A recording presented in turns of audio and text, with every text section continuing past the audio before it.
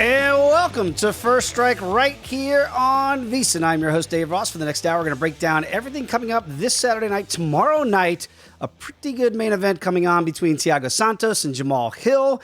Going to break down this from a betting perspective with Lou Finocchiaro. Dan Vreeland's going to join the show for the first time. Reed Kuhn will be with us, and our producer extraordinaire, Britton Hess. We got a great hour jam-packed for you. But without further ado, let's bring in the man known as Gamblue on Twitter and the host of the Bout Business podcast. He is Lou Finocchiaro. Lou, before we get into this card, first of all, thanks for joining us. It's always great to have you on the program. Tell the people about that Bout Business podcast. You know, we talk a lot of times earlier in the weeks. You see line moves go. What are you seeing on a Friday here as you get the people ready for tomorrow's card? Well, we got a great card. Thanks for having me on, Dave. The show is awesome. The Bout Business podcast is simply a synopsis of final releases for each UFC card each week. Podcast drops Friday afternoons on any podcast platform. I appreciate you mentioning it, Dave. We got a great fight card here, but one that I might be a little bit more selective with, maybe shoot with a rifle instead of a shotgun on this particular fight card. I'm picking up what you're putting down, maybe narrow in the focus here a little bit on some of these fights here. I talked to Jordan Sherwood on Tuesday on First Strike, First Look. And since Tuesday, Lou, we've seen the number grow to Jamahal Hill here as we've gone on. Now over a $3 betting favorite, minus 320 at DraftKings as we sit about 24 hours away. So Thiago Santos, I mean, this is a guy that came oh so close to winning the belt a couple years ago against John Jones. Has not been the same guy since those knee injuries here. Do you look at it as this is maybe the best days of Santos are behind him, or do you think he has one more stellar performance possibly in him? Well, at 38 years old, I'm going to kind of speak out of both sides of my mouth and say, yeah, his best days are behind him. That said, when we look at who he's fought the absolute elite in his division. He hasn't taken one day off, but he's fighting absolute killers, and Hill is the elite of this division, so he's taking on another one right after it. He still has that bludgeoning leg kick power and the power in his hands, and that will never leave a guy. That said, the crispness, the quickness, his explosion, some of that has become and manifested itself into hesitation, telegraphing to an extent. And I just think this is a terrible spot for him against a kid in Hill that's 31 years old, taller, longer, faster, more athletic. And I've scoured this fight for angles up and down, left and right, over and under, and I'm coming up pretty much blank on it, except that I think that Hill inside the distance is a reasonable consideration, but not at the price. Yeah, if you think that Hill can get it done KO, TKO, or DQ, minus $1.75. You see by sub, the long shot there at 18-1 via decision. Feels like a long shot too, but if you like the favorite there, plus 550. And to that end here, I think that people out here in Las Vegas, Lou, do not see this fight going deep into the night. So you see the over-under here set at 2.5. And normally for 5-round fights, you had the proclivity to play the over, but the under right now is juiced heavily at minus $1.75. So it feels like what the odds makers are trying to tell you, that if Thiago Santos is a live dog, it's going to come earlier, or it might be a kill or be killed scenario where Hill gets him out of there early. Do you lean one way or the other when you look at the 2.5 rounds here for the total? I have a hard time thinking that either man ices the other. In the case of Santos, Hill would have to be really cocky and walk straight into something. And Santos went 5 rounds with Ankalaev. And so he's durable. I don't see Hill getting him out of there that early. Maybe something that props to the over, or the fight goes to the fight going to the decision does seem like a tall order, but over your 2.5 or fight starts 4, maybe that's where you go. Yeah, if you think the fight is going to go the distance, that's plus $3 right now, 3-1, if you can go all 5 rounds here in the main event. Let's talk about the co-main here a little bit with Vicente Luque back in there against Jeff Neal. We know Neal's had some issues kind of outside of the octagon. I don't know if it's affected his recent performance here, but he is right now a solid dog, about a plus $1.60 here in the comeback on Neal. Luque, almost a $2 betting favorite. What do you make of this matchup here at 170 pounds? From Luque's discussion of his fight, most recent against Bilal Mohammed, He feels like he outthought himself because it was a 5-round fight and he was too cautious. He wants to go back to the old Vicente Luque. Well, the old Vicente Luque, he's a killer. That said, he also gets hit an awful lot. And he's been in wars with guys like Barberena and others that are less quick, precise, and explosive than this Jeff Neal. For Luque to indicate that maybe this fight's not going to go to the ground, he's going to wage it standing, that's Jeff Neal's greatest opportunity. I find a little bit of concern in how Luque's approaching this fight from what I've been studying, and I'm not planning on using the fight, but if I were, it would be Neal inside the distance plus 330, because if Luque wants to stand and trade, this is the last kid you want to do that with, especially as desperate as he is, coming off a couple of poor losses because he's made some mental mistakes. And the people at Fortis have said that he's focused and healthy. That's a dangerous cat. Yeah, and I look at Neal here, and obviously hands of steel, but he's got some leg kicks that can stop it quickly as well here for Jeff. Plus 350 if you think it's KO, TKO, or DQ. Decision 4-1 here by the way of Neal. Do you think he can win a 5-round decision? Because to your point, Luque in that last outing against Mohammed just got outworked. Do you think Jeff Neal might try to extend this 3 rounds and get it, maybe not have that much risk if Luque wasn't willing to make the risk against Mohammed? I think Neal is going to try and finish him. That's what he has to try and do. And if Luque acquiesces him by standing there and trading, I think that would be a flawed plan. But Luque's been in those firefights before. I think this is a dangerous, dangerous fight for Vicente Luque. All right. Again, we're talking Lou Finocchiaro. Follow him on Twitter @GamLou. When you see a Usman on the card, and you go, oh, well, he's got to be the favorite. Kamaru's brother, Mohammed, in this action here, but he's the big dog here. Plus 230 against Zach Pauga here. Pauga is minus 275. I know some people are going to look at the name and say, well, how can I bet against the Usman here? Is this a spot that you fade the little brother of one of the best champions we have in all of the UFC? Yeah, it absolutely is. The other kid's a mixed martial artist. Usman's learning how to fight. Waist down, though, you could take a speeding fire truck and run it into Usman, and the fire truck would get totaled. Usman would walk away. This guy has legs and glutes on him, but a big, huge guy like that's going to get all swole up after a few minutes, Dave.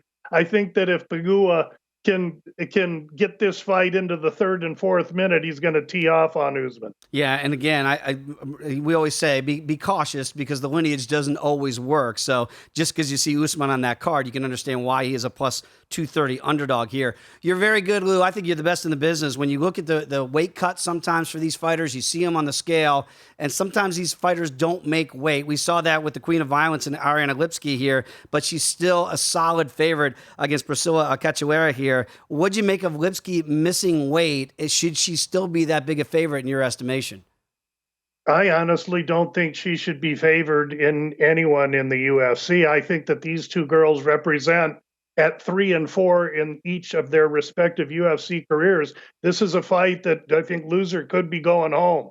And when I look at Lipski, I see a Muay Thai fighter who has had just nominal success against dubious competition. And when I look at Cachoeira, she's been in with better. She's wild. She's the Tasmanian devil, but she's mean. And I think she's the more desperate woman. And I really favor her in this fight and feel that she's live as she can be. She opened at plus 130 or so. She's grown plus 150 or so. And don't be afraid to take a little look at Cachoeira inside the distance at 4-1. She's got that kind of power and brutality.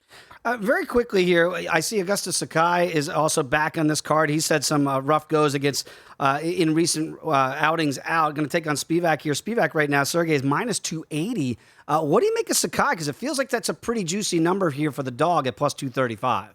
It is. Sakai has gotten beat against Overeem, against Rosenstreich, and against Tai Tuivasa. I mean, all big, huge strikers, and two of them precise kickboxing experts. The polar bear Spivak is a grappler, and striking isn't his bag. Sakai is the bigger man, 10 pounds heavier, and he's going to be able to keep this fight standing. And if he keeps it standing and on the feet, I think he has a great opportunity to win. Sakai's very live. All right, we've got about 90 seconds left. Lou, give the people the best bet. You mentioned that laser-like focus that you have in this card.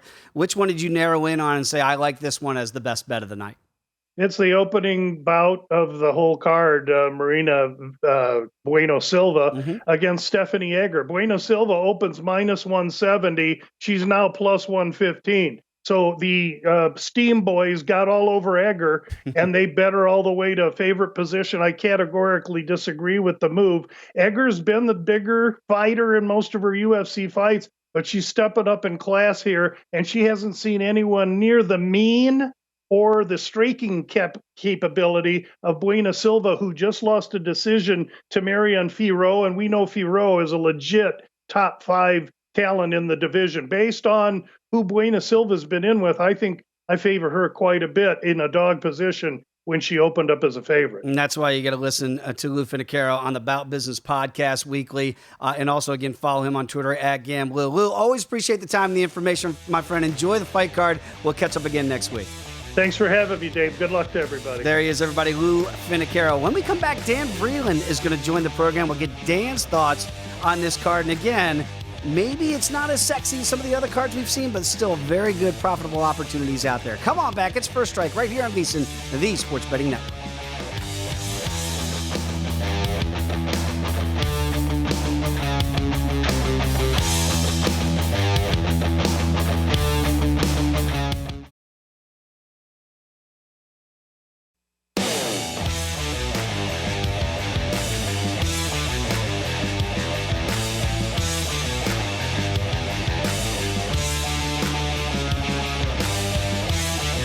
DraftKings Sportsbook is giving you plenty of ways to bet on the UFC. Just download the DraftKings Sportsbook app. You're going to be able to bet on more than just the main event. DraftKings has great odds on fight lines, total rounds, and futures for MMA events.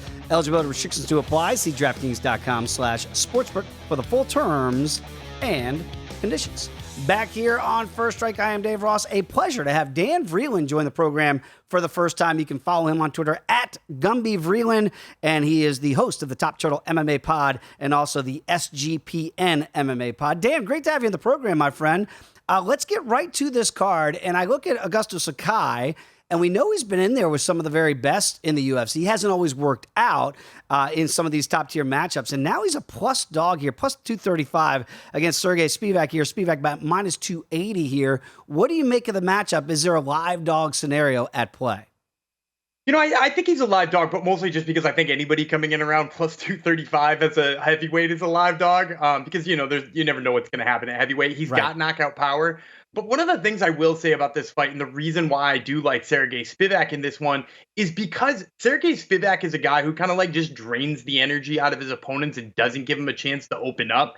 So all of those things that we really like about Augusto Sakai, that he does have the big KO power, and it's got him caught in the past, right? He's lost 3 in a row by knockout. It kind of won't be there against a guy like Spivak, who likes to push you up against the cage, who likes to hold you there, who likes to drain all your energy, turn it into like a slogging grappling match.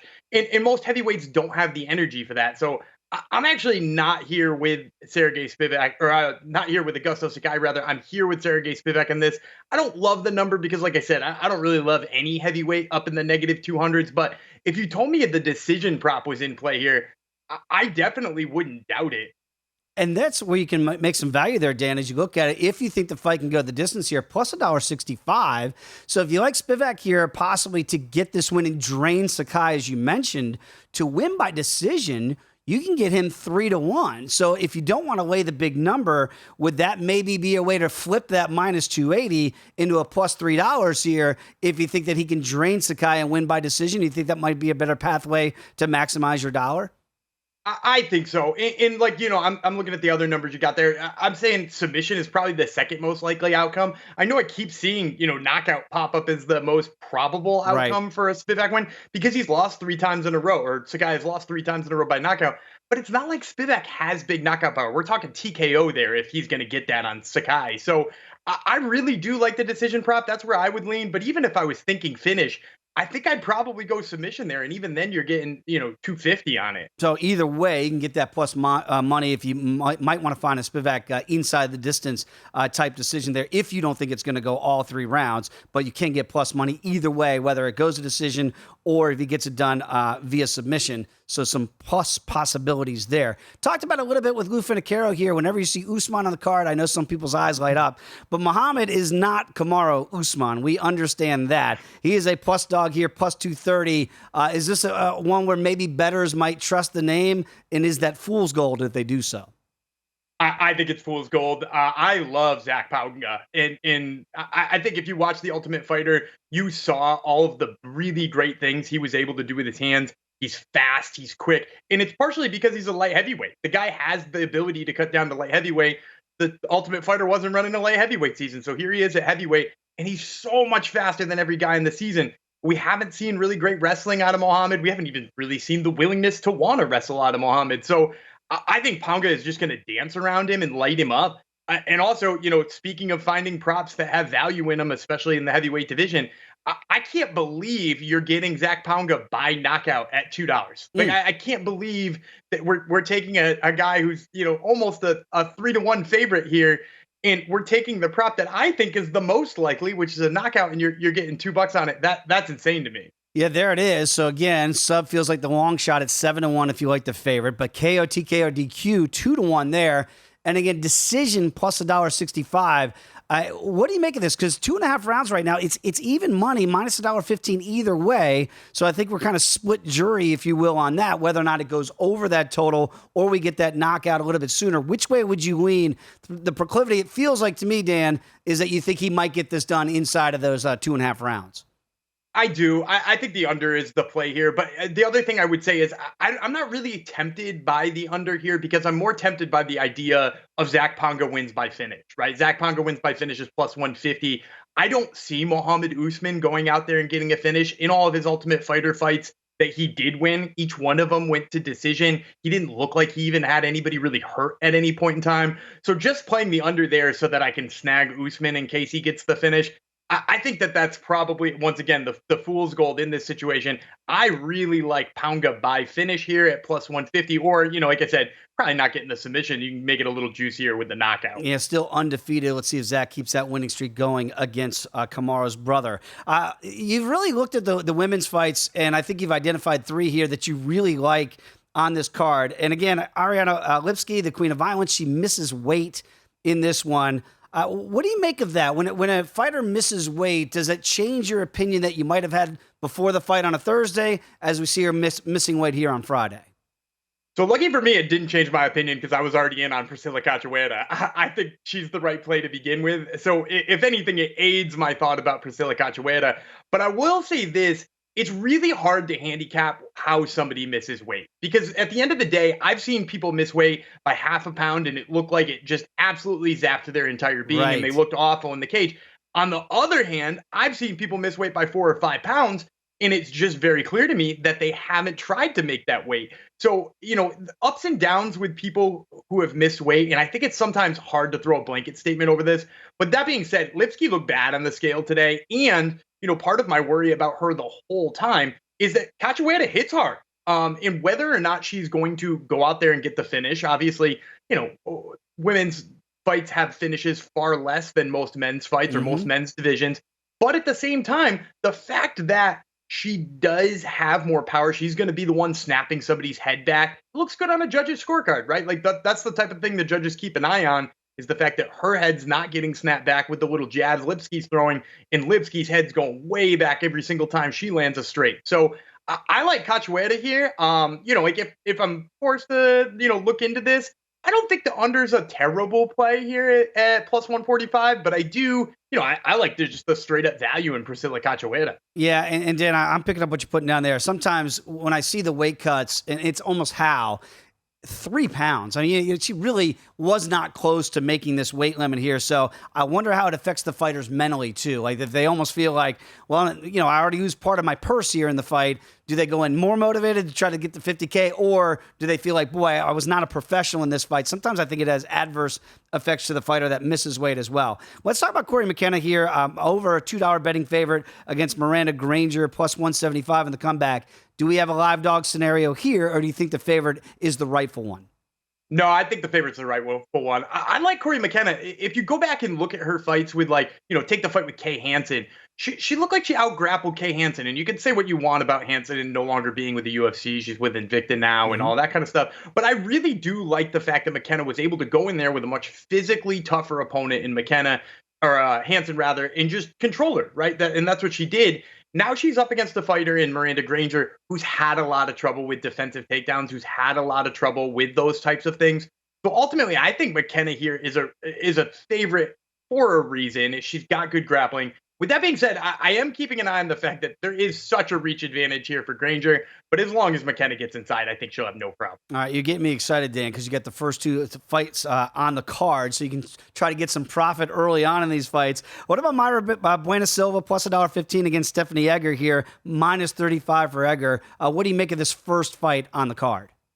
I like Stephanie Egger quite a bit. I think this is a mistake for Mayra Buena Silva to go up to 135 pounds. Sure, she got her first win in a while when she went up last time. She fought Yanan Wu. The thing is, Yanan Wu is just not UFC caliber opponent. And now she's fighting Stephanie Egger, somebody with a judo background, very highly qualified fighter, has great throws, has great takedowns, has great physical ability. We saw her beat the tar out of Shanna Young. I just think Stephanie Egger, she beat up Jessie Rose Clark as well.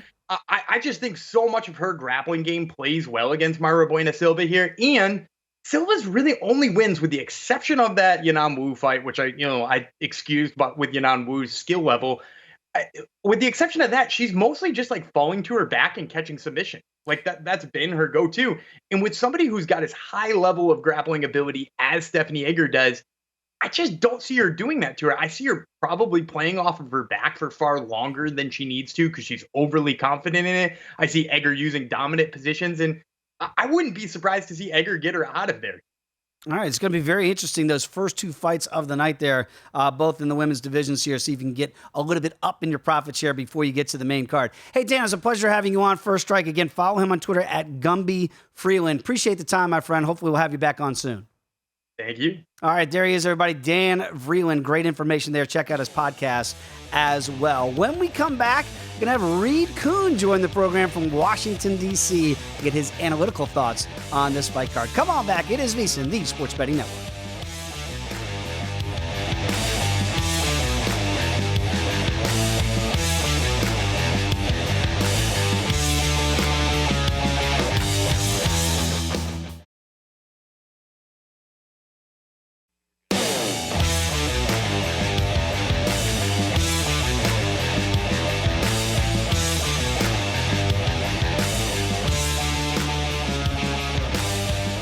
Want more betting insights to give you an edge? Well, check out VSiN's Best Bets podcast. You can listen to daily sports betting highlights from the entire 24/7 stream of VSiN experts, tracking line moves, odds, props, wins, losses, bad beats from sportsbooks here in Vegas and across the entire country. So download the VSiN Best Bets pod now at VSiN.com/podcast or wherever you get your podcasts. Back alongside Reed Kuhn here as we roll on First Strike. Of course, you can follow Reed at Fightnomics. He is the author of the book of the same title at Fightnomics. Reed, always great to have you back on. People have always said to me, they're like, boy, Reed's got a great whiskey selection behind him. Do you get into those jars and bars behind you during fight nights? Sometimes. It depends on how we did on the bets. There's actually an interesting backstory. The first time I ever bet on Johnny Walker, the Brazilian fighter, it was a big bet. I knew nothing about him, and I happened to be going to the store that day, so I bought a bottle of Johnny Walker Blue, cracked it open that night because we won, and turned that into kind of a tradition. So now when people come over, they sometimes bring me one of those. And if we had a winning night, everybody gets a taste. That is a great tradition to start.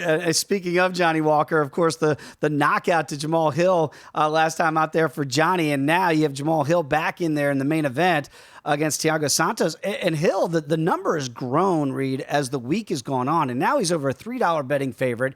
I believe even as early as Tuesday, when I did First Strike, First Look with Jordan Sherwood, it was approaching that, but it had not eclipsed the $3 mark. Now it's minus 320. So the steam coming in here on Hill, do you think it's the right way to go here in this potential 5-round matchup? I can see why people love this guy. He has that natural instinct, that knockout ability. He's long, he's rangy, he's accurate, he keeps dropping people. But I think we've gone a little too far. So let's just remember, even though Santos has lost most of his recent fights, he has been consistently facing elite talent. Now he is potentially over the hill at, pushing 39. That doesn't work. Here we've got Hill. He's younger, he's longer, and he's knocking people out. But Santos is still a beast, and I see this as closer than the odds are. This is more of a coin flip for me. So this is a value play for me on Santos. Ooh. If I were to pick a winner, I think I lean Hill. But at these prices, I got to go with Santos. He's got 14 career knockdowns compared to Hill with 4, and the higher knockdown rate, over twice the knockdown rate per strike landed. So even though Hill is racking up this interesting highlight reel, and he looks like one of these Adesanya type guys that can just kind of find the chin no matter where he is, Santos is still a tough out, and he will stand toe-to-toe. And if he hits you, it's going to hurt. So we're going to see Hill tested. So, yes, I do think there is some value on the dog here. And, Reed, when you mentioned that, the style of fight that you're alluding to, it sounds like it's going to be a banger. We're going to get head kicks, we're going to get strikes, and somebody's going to go down. To that end, right now, you look at the under here, 2.5 rounds, again, potentially a 5-round matchup, and you can get a pretty good price here. The over, if you think it's going to go over 2.5, is plus $1.35. The under, rather, is juiced at minus $1.65. So they think this is going to be a quick night. Do you see it playing out like that this is going to be a kill or be killed scenario, and one where they're not really dancing and feeling each other out? They're going to get after it pretty early. So a couple things. So first, these are light heavyweights, and I don't model the big guys. In fact, this card, I'm kind of ignoring the totals altogether. Okay. It's mostly women's divisions and bigger guys. But here, think about it. When you have a dog who has a better than odds chance that we see anyway, we think he's going to outperform what the market expectation is. Sometimes that means the over. He's facing a finisher, and he is not going to go down as easily as perhaps his last few opponents. And so in that case, this is going to be a closer fight than the odds insinuate. Whenever you have divergent lines, you're usually expecting a finish. So on one hand, I think Santos is going to outperform and therefore stretch the fight. On the other hand, I don't see a lot of takedowns here. I do think these guys are going to hit each other. And at light heavyweight, you can't do that for very long before someone's going down. So I'm not touching this total. I'm not going to take my eyes off the screen. I'm expecting fireworks, but I'm expecting, or at least hoping, that Santos is going to do better than we think he is. Okay, so very interesting. Again, if you think it's going to go over the 2.5 round marker, they're still plus money right now. That it goes the distance, 3-1, that feels like a long shot to me, but crazier things have certainly happened. I look at the co-main event here, Reed. It's very intriguing to me because it almost feels like two fighters of what could be, and maybe they haven't fully realized their potential here. When you look at Jeff Neal against Vicente Luque, and now these guys are still in their primes, right? 30, 31 years of age. I know you've got a lot of data on them. Luque right now is the solid favorite. Is that one priced accordingly? I tend to agree with the odds here. I think Luque is and should be the favorite. I see a little bit of value on the line, not a lot, because Jeff Neal is still a tough out. He's just a technically tricky guy. He's very accurate at long range, just hard to put away. But one thing is noteworthy here. Both these guys usually allow their opponents to initiate.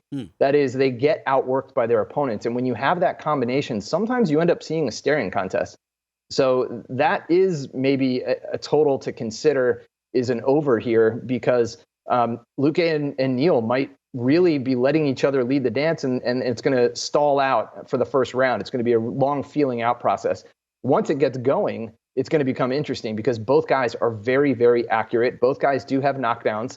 Luque has racked up 10 of his own, so he's pretty dangerous, although he's gotten some of those in the clinch.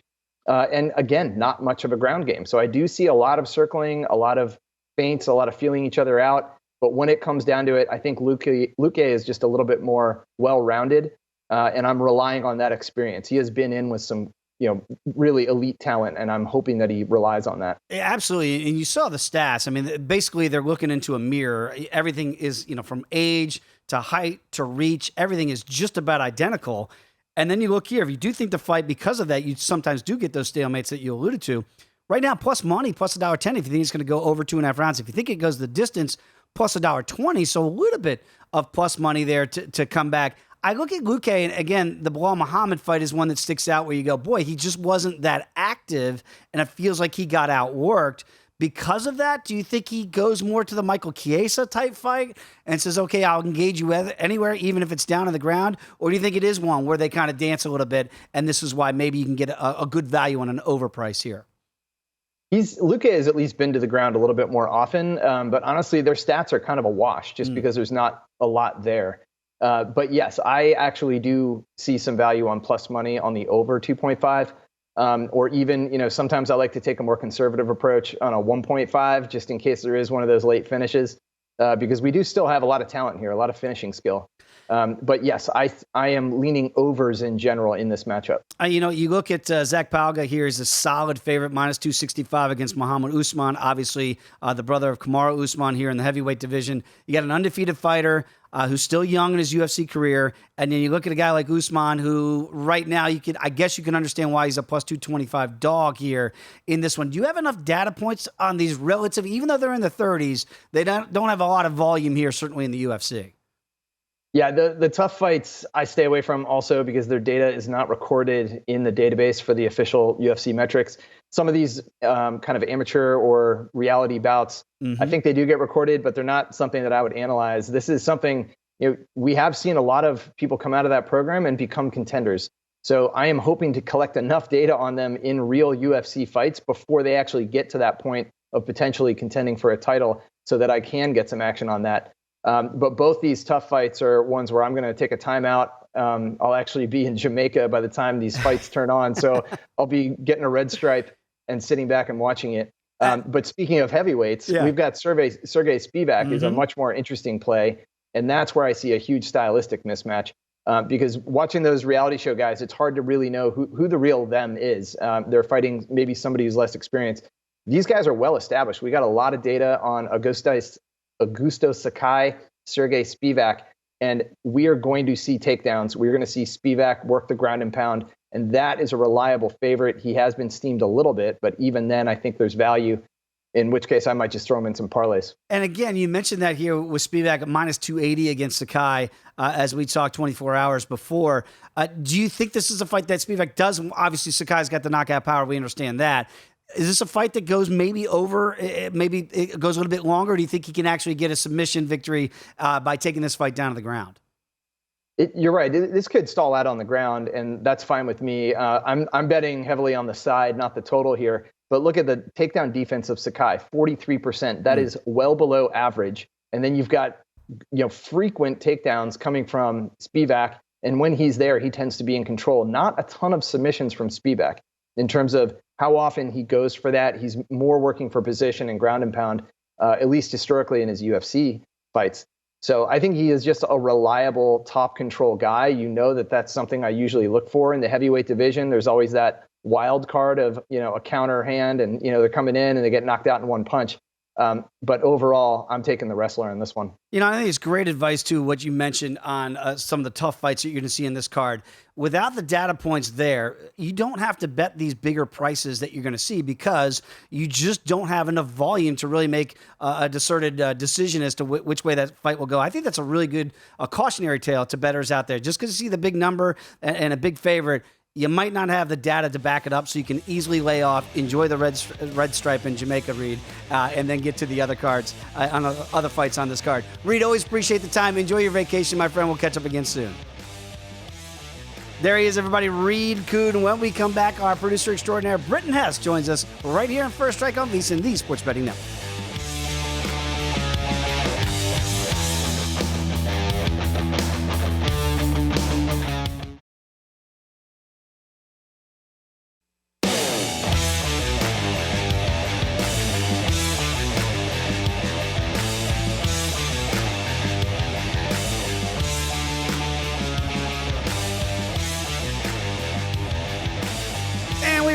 on First Strike right here on VSiN. Dave Ross, joined by our producer extraordinaire, Britton Hess. It's always great to have you out here on this side of the glass, my friend. Do a great job in both places. And, I always feel like we have the benefit at the end of the show of listening to our experts, and I wonder if it helps formulate a little bit of maybe some fights that you felt good about, and then you hear some of our experts. That's the way I do it. Like when I have a lean on a fight and then I hear our experts agree, then I feel like the smartest guy in the room. When you look at the main event here and you look at Maheta here in Thiago Santos against Jamahal Hill, the steam has come in on Hill all week long.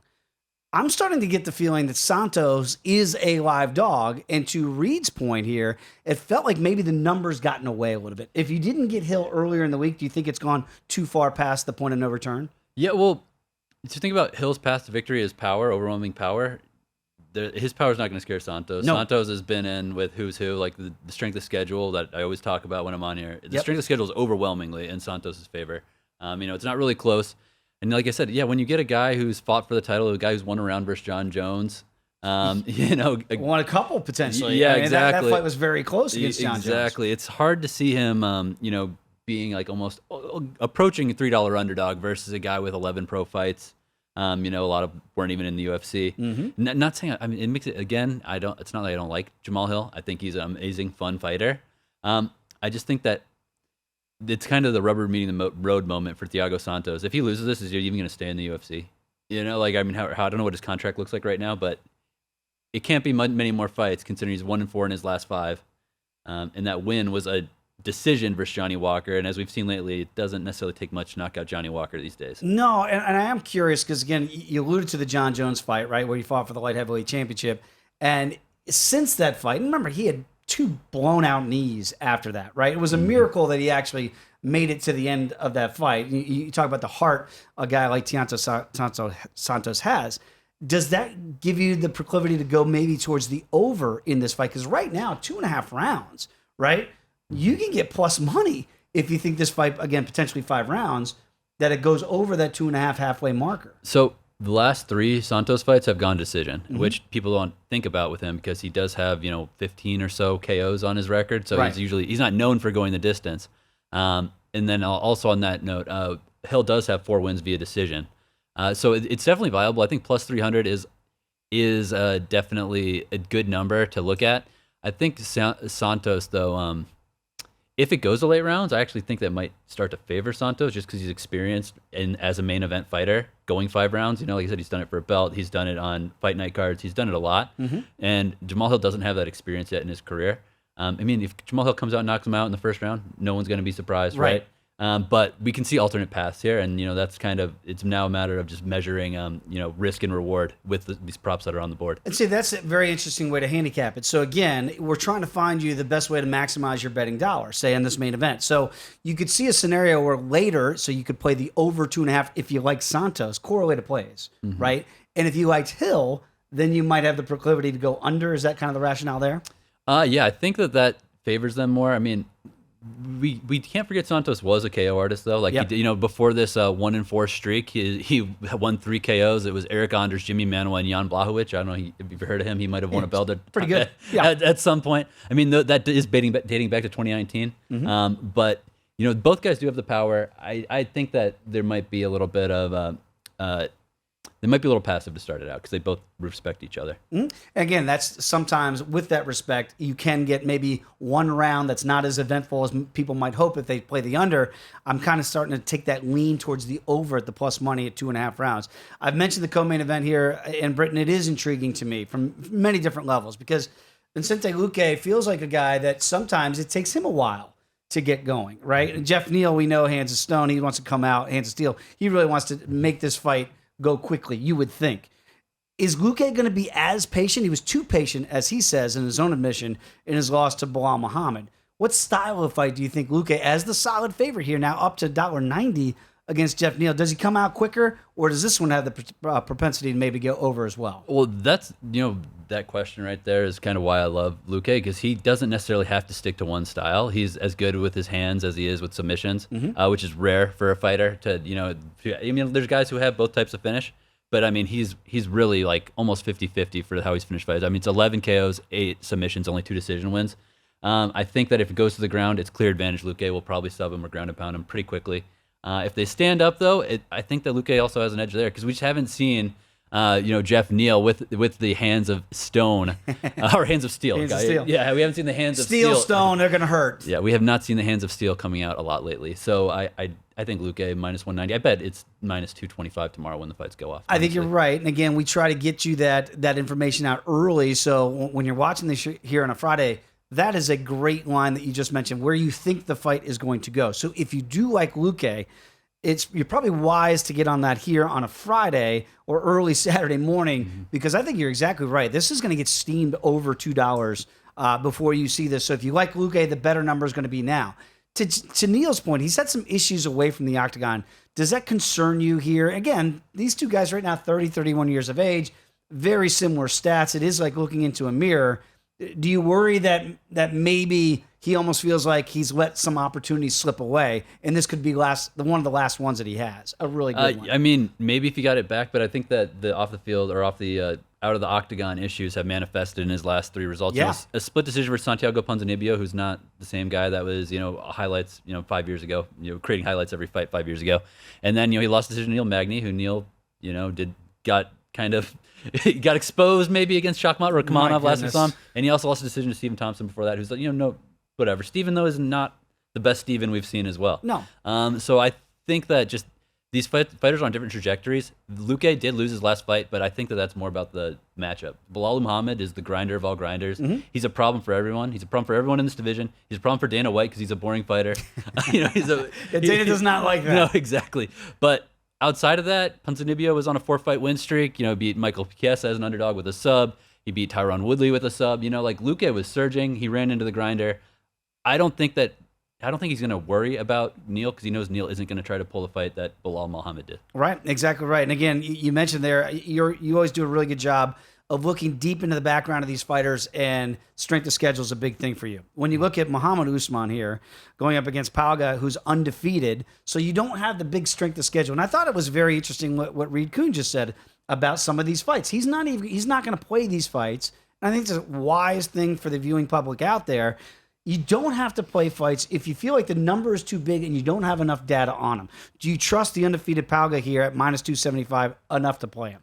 Well, I'll say right now I don't watch Contend or the Ultimate Fighter anymore.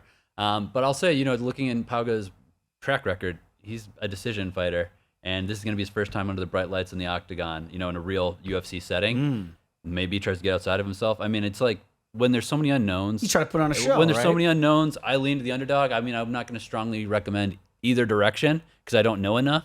But like I said, it's when we get in these situations where there's a lot of information we're missing and one side's heavily favored, I'm like, well, let's take the dog because they're still locked in a cage. They're still swinging fists, and these guys are heavyweights. And I think that's a good rule of thumb. Why would you lay almost $3 on a still unproven fighter in the biggest spot that he's going to find himself in here as the third fight here before you get to the co-main and the main event? So sometimes those lights get a little bit bright. Yeah, well, and if I can transition to a prelim fight that kind of has a almost similar situation. So we got Jason Witt, the Vanilla Gorilla versus Josh Quinlan. Yes. And Quinlan is an undefeated fighter as well.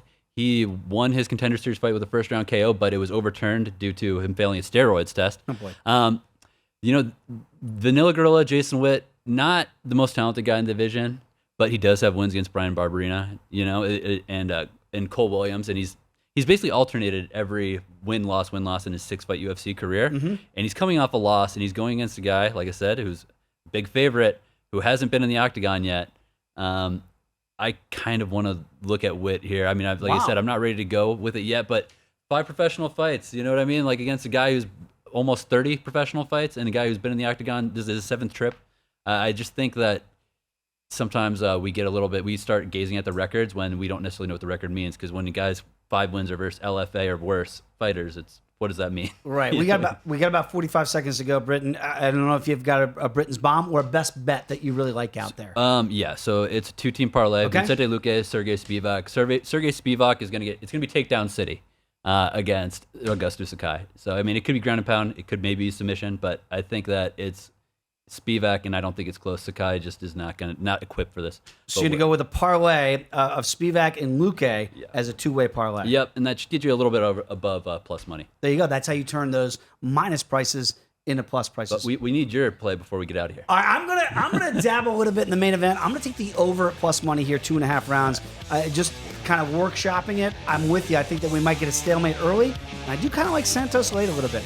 Britton, appreciate it as always, my friend. Also want to thank Reed Kuhn, Dan Vreeland, and Lou Finocchiaro. Enjoy the fights. We'll see you next week right here on First Strike on VSiN, the Sports Betting Network.